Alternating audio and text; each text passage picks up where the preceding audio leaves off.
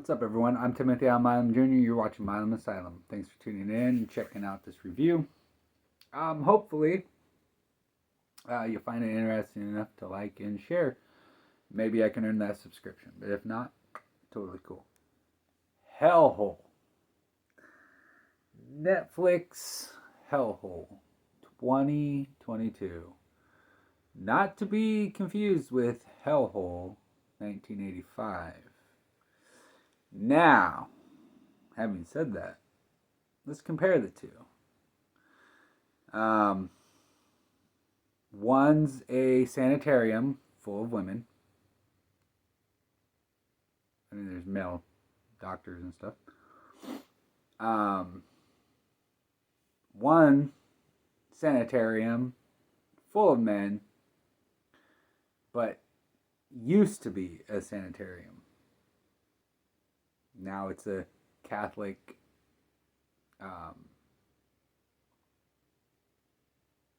regime, if you will, kind of like a monastery.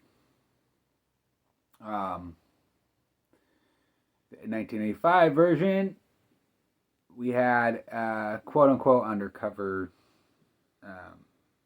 looking into the investigation of disappearing women. 2022 version, undercover, looking into the disappearance of women. Coincidence? I don't know. 1985, scientific experiments take place down in a basement. 2022, some things happen down in a basement. Now, while two completely separate stories, with two completely different endings, have a lot of similarities and coincidences, apart from having the exact same name. Now,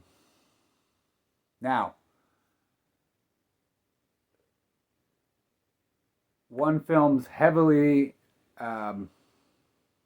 religious, while the other film is heavily sexualized. So the sanitarium, Hellhole, has a lot of female nudity. A lot. It's a cult classic.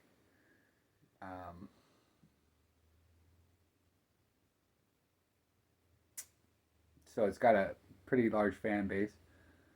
The acting and everything, I mean, obviously it's not that great. It's 1985. You don't get a lot of great films in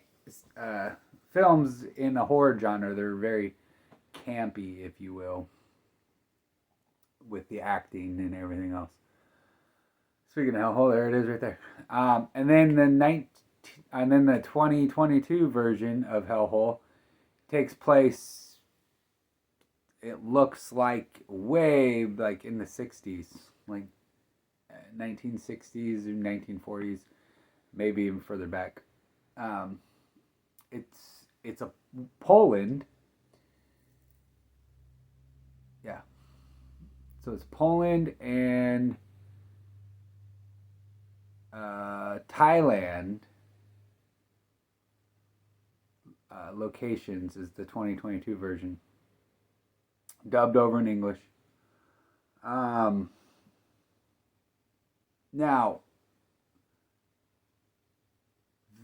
the Netflix version, I actually enjoyed. I like a lot of the dialogue and things like that, but there wasn't a whole lot to really keep your attention.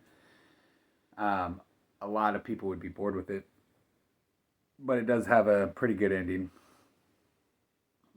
So if you want to keep that in mind, but the rest of the film is just kind of meh. And then the 1985 version, Hellhole,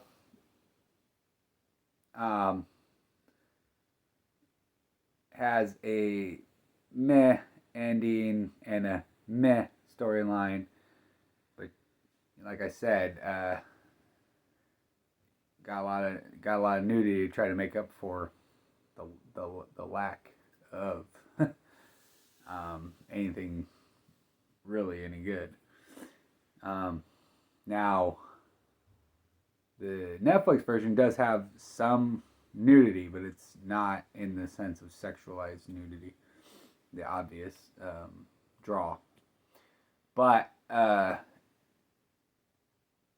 just be prepared that neither of these films are